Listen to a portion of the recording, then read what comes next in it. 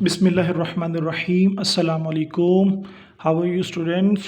ठीक ठाक हो सब बच्चों? हम लोग बायोलॉजी सेकेंड ईयर में चैप्टर नंबर 23 डिस्कस कर रहे हैं जिसका नाम बायोटेक्नोलॉजी है। बच्चों इस बायोटेक्नोलॉजी चैप्टर में तकरीबन 3 लेक्चर्स हमारे गुजर चुके हैं जिसमें हमने पीसीआर को डिस्कस किया, डीएनए रिकॉम्बिनेंट टेक्नोलॉजी को डिस्कस किया और थर्ड वन हमने बच्चों एनालिसिस ऑफ डीएनए को डिस्कस किया। और एनालिसिस ऑफ डीएनए में बच्चों हम लोगों ने काफ़ी सस्पेक्ट सी बातें देखी और उसमें हमें पता चला कि हम किस तरह से एक स्पर्म से लिए गए डीएनए से बच्चों हम उस क्रिमिनल तक पहुंच जाते हैं। ये इतनी एडवांसमेंट बच्चों किस तरह से आई, हम डीएनए को किस तरह से रीड कर सकते हैं। तो बच्चों उस प्रोसेस को जेल इलेक्ट्रोफोरेसिस बोला था हम लोगों ने। तो बच्चों आज उसी से रिलेटेड हम एक टॉपिक डिस्कस कर रहे हैं जिसका नाम है डीएनए सीक्वेंसिंग, ठीक है, या फिर जीन सीक्वेंसिंग। तो बच्चों जीन सीक्वेंसिंग, जैसा कि मैं आप लोगों को हर टॉपिक स्टार्ट करने से पहले बच्चों थोड़ा सा बैकग्राउंड देता हूँ या डेफिनेशन कम से कम बताता होता हूँ क्योंकि बुक में प्रॉपर डिफाइन नहीं होती। तो बच्चों इसी तरह मैं आपको जीन सीक्वेंसिंग की डेफिनेशन बताऊँगा। बच्चों जीन सीक्वेंसिंग क्या हो सकती है? जीन का मतलब क्या हो सकता है बच्चों? डीएनए। क्या हो सकता है? डीएनए। क्यों? क्योंकि जीन होता है, सॉरी बच्चों, जीन जो होता है it's a piece of DNA. ये डीएनए का एक टुकड़ा होता है जिस पर क्या होता है? न्यूक्लियोटाइड की सीक्वेंस होती है। क्या होती है बच्चों? There will be a sequence of nucleotide.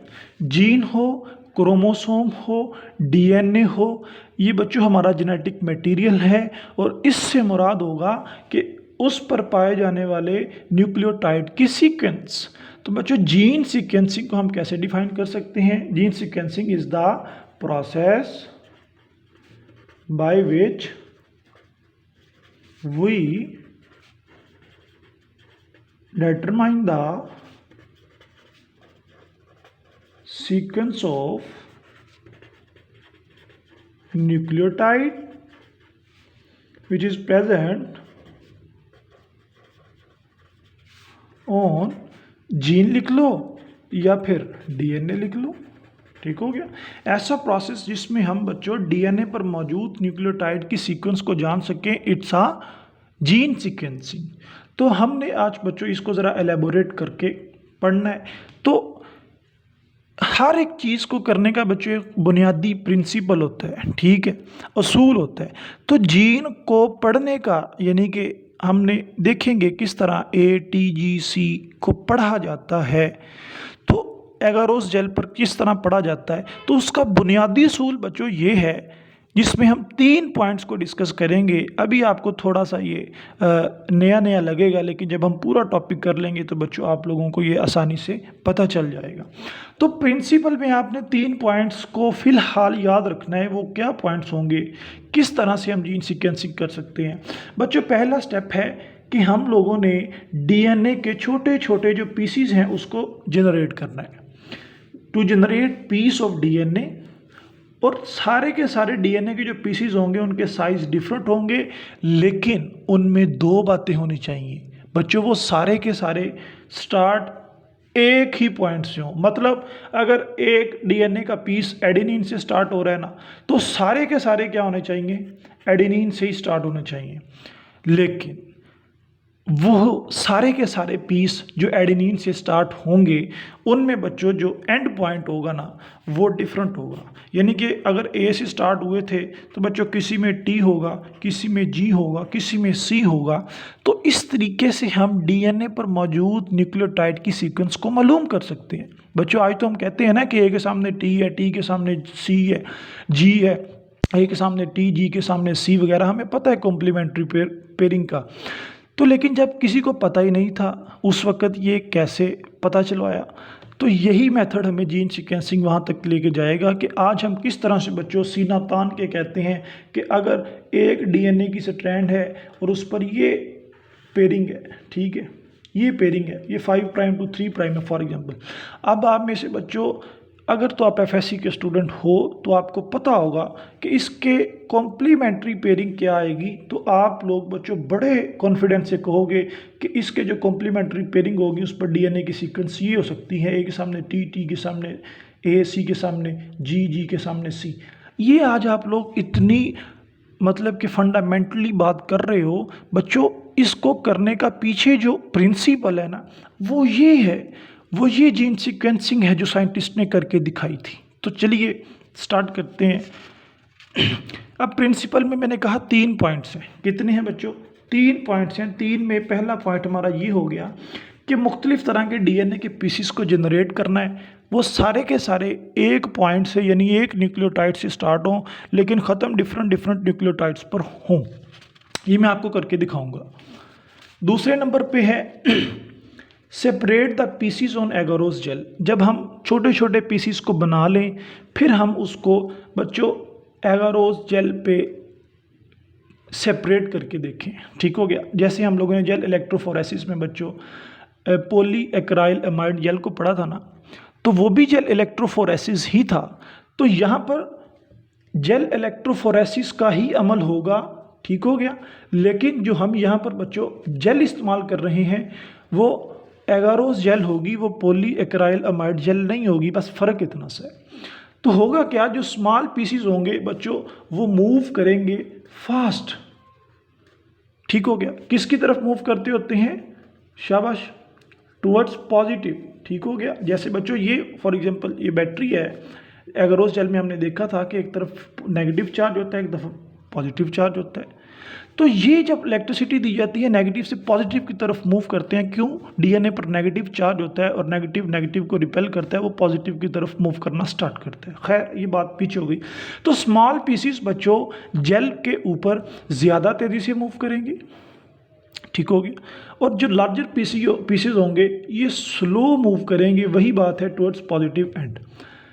और हम फिर तीसरा जो स्टेप है प्रिंसिपल में, हम बच्चों जहाँ जहाँ पर जाकर वो पीसीज रुकेंगे हम उनकी सीक्वेंस को रीड कर लेंगे और यही जीन सीक्वेंसिंग है, यही बच्चों डीएनए सीक्वेंसिंग है।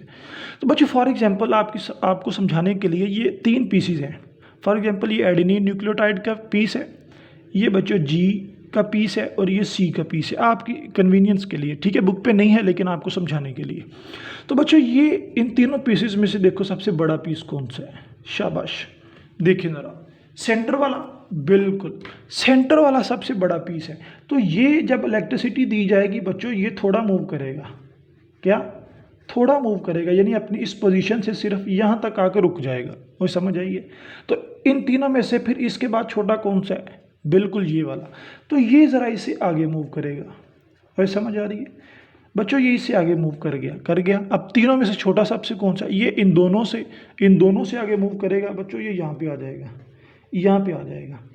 तो ये इसका बॉटम है और ये बच्चों इसका टॉप है जेल इलेक्ट्रोफोरेसिस का। तो हमेशा डीएनए सीक्वेंसिंग को बच्चों फ्रॉम बॉटम टू टॉप हम रीड किया करते हैं। ठीक है। ये चीज़ नहीं बच्चों भूलनी, दुनिया में जो मर्जी चीज़ बोल जाओ, ये वाली कि हम जेल पर मौजूद डीएनए के पीसीस को बॉटम टू टॉप रीड करेंगे। जैसे बच्चों ये सबसे आगे जो आया है ये कौन सा है? शाबाश, सी है, ए है, जी है। शाबाश, ये बच्चों सी है। ठीक हो गया। उसके बाद कौन सा आ रहा है? ये आ रहा है कि ये आ रहा है? उसके बाद ये आ रहा है टॉप बॉटम से बच्चों। बॉटम पे फिर ये आता है, ये ए है। उसके बाद कौन सा है? जी है, रह ये गया। तो इस तरह से हम लोग बच्चों डीएनए की सीक्वेंसेस को मालूम कर लेते हैं, सी, ए, जी वगैरह वगैरह। तो इसके कॉम्प्लीमेंट्री हमें दूसरा डीएनए के स्ट्रैंड्स पे पता चल जाएगा कि अगर जो हमने सीक्वेंस मालूम किया है वो सी, ए, जी है तो इसके कॉम्प्लीमेंट्री हमेशा ही जी होगा, टी होगा, सी होगा। ये अलग बात है। ठीक हो गया। हम इधर तक आकर रुकते हैं कि छोटे पीसीस ज़्यादा तेज़ी से मूव करते हैं, लार्जर पीसीस स्लो मूव करते हैं। और इनमें फ़र्क क्या है? पढ़ना कैसे है? इनको बॉटम से टॉप की तरफ पढ़ना है। जहाँ पर बच्चों पॉजिटिव एंड होगा वो उसका बॉटम होगा, और बॉटम से हम पढ़ना स्टार्ट करेंगे, यानी बॉटम से चलते जाएंगे, तीनों की तरफ देखें कौन सा न्यूक्लियोटाइड ये आया, ये किस में है, सी में, जी में, ये सी में, सी लिख लिया। फिर इससे ऊपर जाएंगे, ऊपर जाएंगे, ऊपर जाएंगे, तीनों में देखते ये आ गया, ये किसका, ए का, जी का, वगैरह वगैरह। तो बच्चों उसके बाद तो हाउ वी जनरेट, अब मैंने तो आपको बड़े आसानी से बता दिया कि हम छोटे छोटे पीसीस बनाते हैं, लेकिन सर ये बनाते किस तरह से, how we generate DNA fragments of different sizes. तो बच्चों यही तो मसला है ना, तो इसी को हमने सीखना है। तो ये हम दो मेथड्स को इस्तेमाल करते हुए बनाते हैं। We generate small size of the या फिर different size of the DNA fragments by using two methods, one is the Sanger's method and other is the Maxon-Gilbert method। तो बच्चों ये दोनों मेथड्स जो हैं ये अपने अंदर बहुत ज़्यादा वुसअत रखते हैं। मतलब बच्चों हम लोगों ने जो पढ़े थे ये कम से कम हमने 3-3 लेक्चर्स में एक एक मेथड को सीखा था, लेकिन बच्चों आप लोगों की डेफिनेशंस जो आप लोगों की बुक है मैंने देखा है उसमें सवाए डेफिनेशन के उसने कुछ नहीं रखा हुआ। तो बच्चों अगर उसने डेफिनेशन रखी है और हम लोग सिर्फ डेफिनेशन को पढ़ लेंगे तो हमारा कॉन्सेप्ट क्लियर नहीं होगा। आप लोगों को चले मैं उतना ज़्यादा एलेबोरेट तो नहीं करके बताऊंगा, ठीक है, कि हम लोग के एक पूरा लेक्चर या 2 लेक्चर गुजर जाएं और इसी को हम पकड़े रखें। लेकिन हाँ बच्चों मैं आपकी इंशाल्लाह कोशिश करूँगा, बेस बना दूँगा, थोड़ा सा अगर लेंथी भी हो जाए तो कोई मसला नहीं, क्योंकि आप लोगों के कॉन्सेप्ट्स क्लियर होने चाहिए। Because FSc need concepts not बच्चों रॉटन, ये रट्टा नहीं चलता यहाँ पे, ठीक है। तो मैं जितना ब्रीफ हो सकेगा इन दोनों में से बच्चों एक मेथड को ज़रा आपको करके दिखाता हूँ, दूसरा सेम होगा। तो ये सेंगर्स मेथड और मैक्सम गिलबर्ट मेथड बच्चों ये क्या कहते हैं आपकी बुक के मुताबिक, according to Sanger's method, Sanger's use dideoxyribonucleotides, ये आगे बनाए हुए हैं मैंने, डाई डीऑक्सीराइबोन्यूक्लियोटाइड का आगे स्ट्रक्चर भी बनाया, ये अभी आपको दिखाता हूँ। तो सेंगर्स मेथड में बच्चों ये जो ऑपरेटर्स यूज़ करता है ना वो क्या है, इट्स अ डाई डीऑक्सीराइबो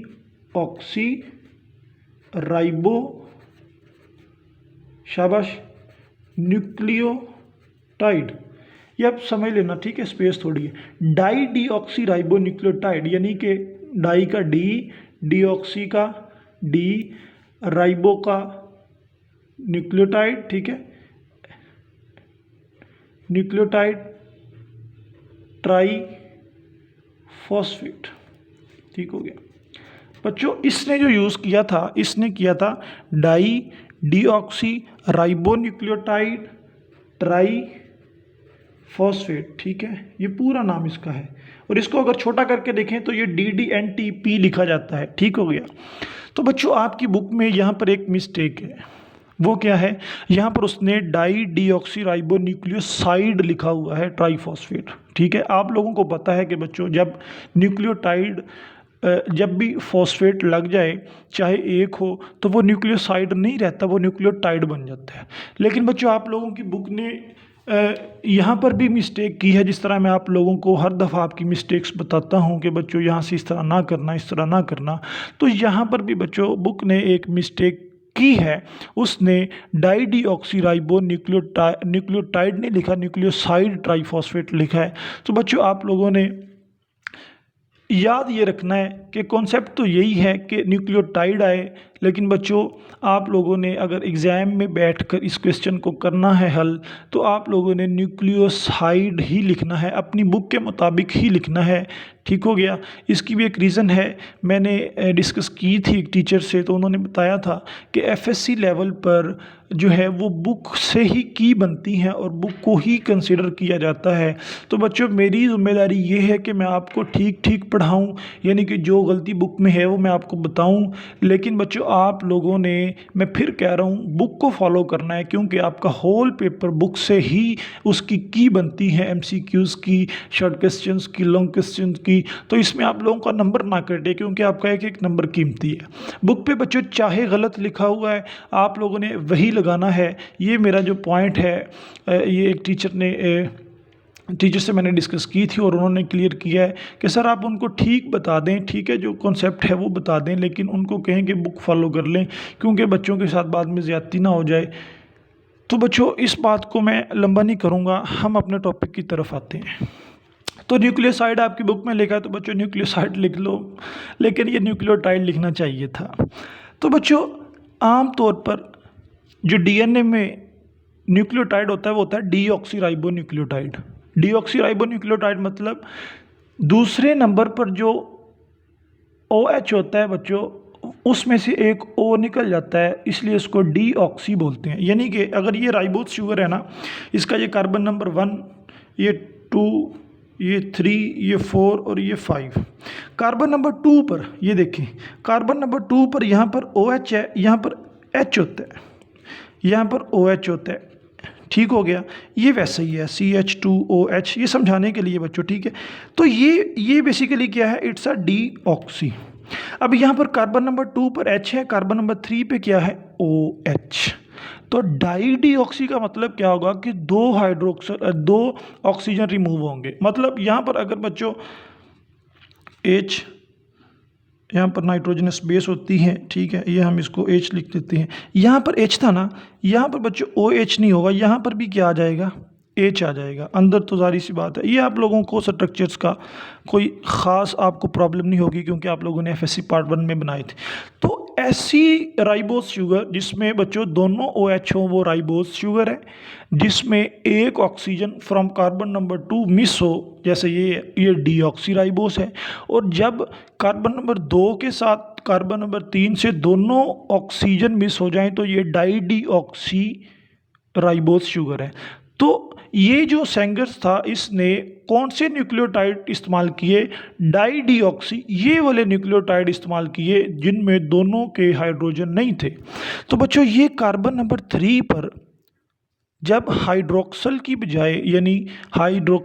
बजाय हाइड्रोजन आ जाए, यानी O निकल जाए, तो आप मुझे बताओ कि डीएनए की जो 5 प्राइम टू 3 प्राइम आप लोगों ने चेन पढ़ी है, अगर तो जिसके ज़हन में मैं उसी से मुखातब हूँ, तो मुझे ये बताओ कि ऐसा न्यूक्लियोटाइड क्या डीएनए की सिंथेसिस करवा सकता है? बच्चों कभी भी नहीं करवा सकता।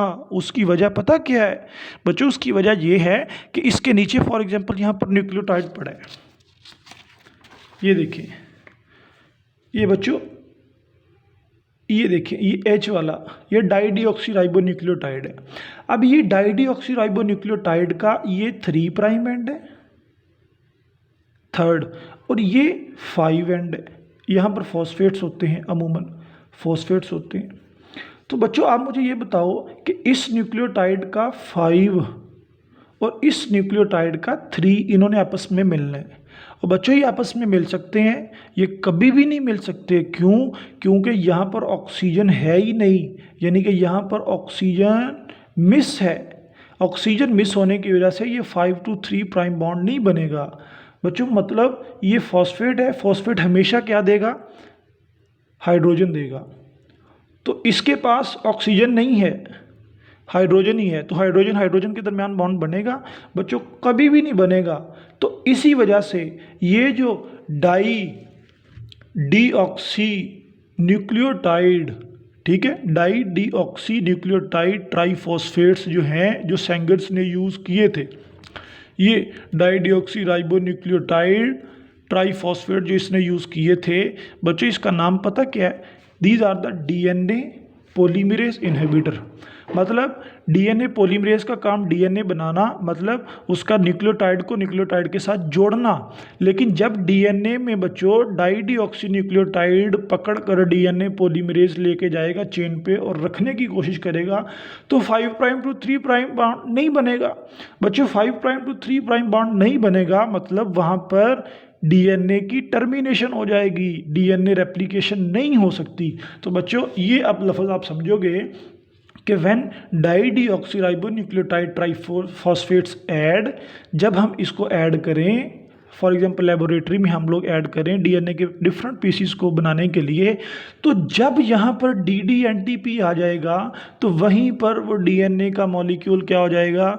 उसकी सिंथेसिस रुक जाएगी, इट विल बी टर्मिनेट। तो बच्चों ये डीएनए के जो डाई डीऑक्सी राइबोन्यूक्लियोटाइड्स है ना, ये डाई डीऑक्सी राइबोन्यूक्लियोटाइड्स, तो डीएनए में कितनी बेसिस होती हैं? 4 होती हैं, A, T, जी और सी। तो ये डाई डीऑक्सीराइबोन्यूक्लियोटाइड्स भी 4 किस्म के हैं। इनके नाम ऐसे हैं कि die deoxy adenine nucleotide triphosphate, dideoxy guanosine nucleotide triphosphate, ये एस होता है जब ज़्यादा हो, dideoxy cytidine nucleotide triphosphate, dideoxy thymidine nucleotide triphosphates. ये 4 तरह के होते हैं। ठीक हो गया। तो बच्चों सेंगर ने क्या इस्तेमाल किया था? सेंगर ने डीएनए का स्ट्रैंड लिया। फॉर एग्जांपल ये डीएनए का स्ट्रैंड लेके इसने बच्चों इसमें डाला, किसमें? ये एक ट्यूब पड़ी हुई है, उसने ट्यूब में डीएनए का स्ट्रैंड डाला। उसने बच्चों यहाँ पर नॉर्मल न्यूक्लियोटाइड्स डाले। ठीक है, नॉर्मल न्यूक्लियोटाइड्स कितने? फॉर एग्जांपल अगर 100% कंसिडर करें तो 99% उसने नॉर्मल न्यूक्लियोटाइड डाले, यानी डाई डीऑक्सीराइबोन्यूक्लियोटाइड नहीं डाले, सिर्फ और सिर्फ डीऑक्सीराइबोन्यूक्लियोटाइड डाले, जो आसानी से ए टी के साथ जी सी के साथ मिल जाता है और डीएनए की रेप्लिकेशन होती रहती है। लेकिन इसने 99% नॉर्मल न्यूक्लियोटाइड के साथ बच्चों इसने 1% डाई डीऑक्सी न्यूक्लियोटाइड ट्राईफॉस्फेट्स भी डाल दिए। क्या? जिन पर दोनों ऑक्सीजन नहीं है। तो जब ये डाले, इसका मतलब ये है कि जब जब ये डीएनए के साथ आएगा वहीं पर डीएनए पॉलीमरेज और उतर जाएगा, वहीं पर 5 प्राइम टू 3 प्राइम चेन बंद हो जाएगी। तो बच्चों फटाफट से हम देखते हैं कि फॉर एग्जांपल ये डीएनए का स्ट्रैंड जब डाला, DDNTP जो 1% बहुत कम अमाउंट में डाले, 99% नॉर्मल न्यूक्लियोटाइड डाले, तो चेन बननी शुरू हुई, यानी कि ये कॉम्प्लीमेंट्री पेयर था ना। अच्छा एक चीज़ बच्चों, एक चीज़, 4 तरह के न्यूक्लियोटाइड्स थे ना, हम लोगों ने एक न्यूक्लियोटाइड डाला, सिर्फ die deoxy adenine nucleotide triphosphates, हमने ये डाला। कौन सा? Die deoxy adenine nucleotide triphosphates. इसका मतलब ये है कि बच्चों एक इसके साथ बॉन्ड बनाता है टी के साथ, तो जहाँ जहाँ पे टी आएगा वहाँ वहाँ पे बच्चों मसला बनेगा। ठीक हो गया, वो मैं आपको बताता हूँ। तो ये फॉर एग्जांपल ए है, ए के सामने बच्चों टी आ गया, मसला ही कोई नहीं। ठीक हो गया, टी आ गया।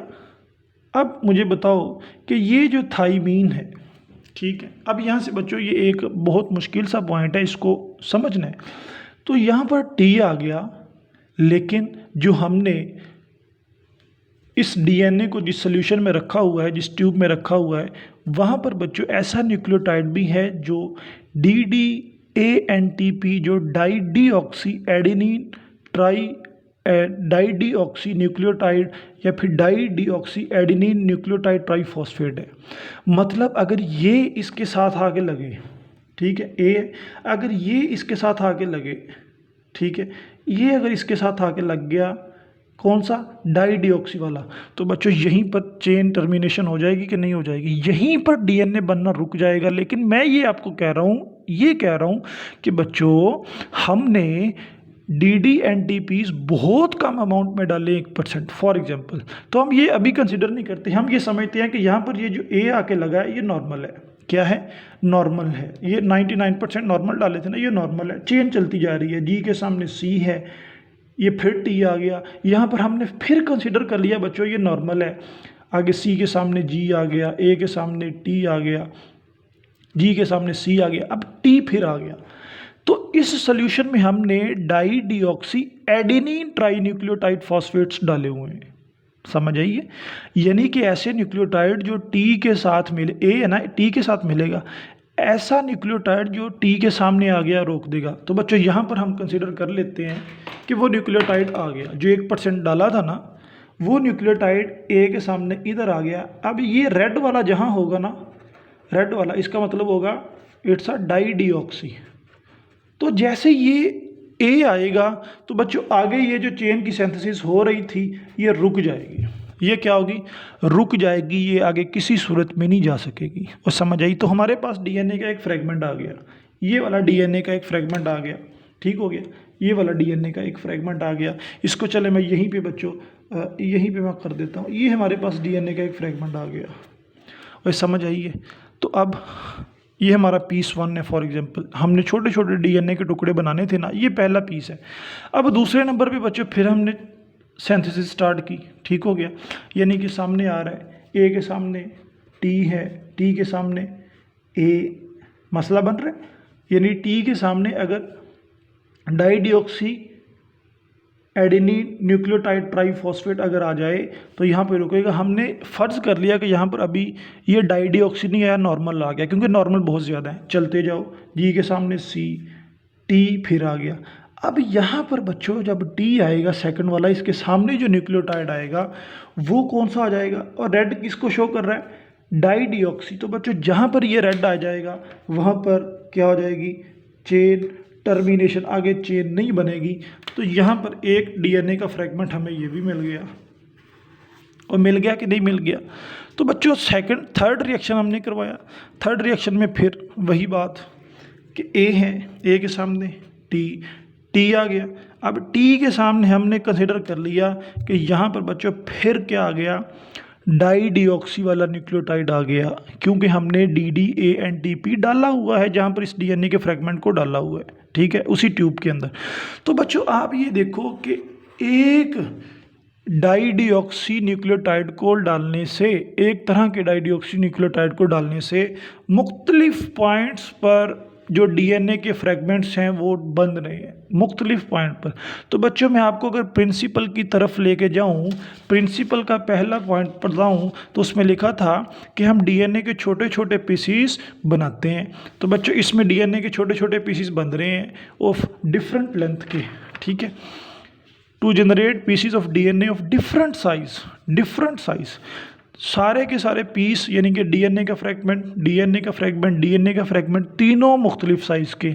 और एक और बात हमने की थी कि ये सारे के सारे that all start from same point, यानी कि सिंगल न्यूक्लियोटाइड से स्टार्ट होते हैं। जैसे बच्चों ये टी से स्टार्ट हो रहा है, तीसरे वाला भी टी से स्टार्ट हो रहा है, एंड वाला भी टी से स्टार्ट हो रहा है, और तीनों एक ही पॉइंट पर स्टार्ट हो रहे हैं, ठीक है, लेकिन एंड एट डिफरेंट पॉइंट्स। तो बच्चों ये डिफरेंट पॉइंट पर एंड हो रहे हैं, यानी कि यहाँ पर टी लगा था, ये सी पे एंड हो रहा है, और समझ आई है। यहाँ पे बच्चों आके टी लगा था, ये है तो सी, लेकिन ये डिफरेंट पॉइंट है बच्चों, अगर आप गौर करोगे तो इसी तरह बच्चों ये टी पे एंड हुआ था, ये जी पर एंड हो रहा है। तो हमारा प्रिंसिपल का पहला पॉइंट तो क्लियर हो गया कि इन DNA sequencing we generate different pieces of different sites that start from same point and end at the different points। और समझ आइए। तो अब दूसरा जो स्टेप था बच्चों हमारा वो ये था कि हम इन पीसीस को एगारोस जेल पर सेपरेट करेंगे, एगारोस जेल पर फेंकेंगे, देखेंगे कि कहाँ कहाँ पर कौन कौन सा DNA आके रुकता है। तो बच्चों हम करके देख लेते हैं। It's a basically gel electrophoresis, और ये सारी की सारी बच्चों एगारोस जेल है, ये सारी की सारी एगारोस जेल है। अब मैं आपको ये बताता चला जाऊं कि ये डायग्राम मैंने आपकी बुक से ली है। उसकी वजह ये है कि बच्चों आप लोगों ने तो बुक ही फॉलो करनी है ना, तो आप लोग ज़्यादा परेशानी में ना पड़ो, ताकि बुक वाली तो आपको समझ आए ना। तो इसमें बच्चों मैंने आपको 2 रूल्स बताए थे कि हमेशा बॉटम से टॉप की तरफ हमने पढ़ना है।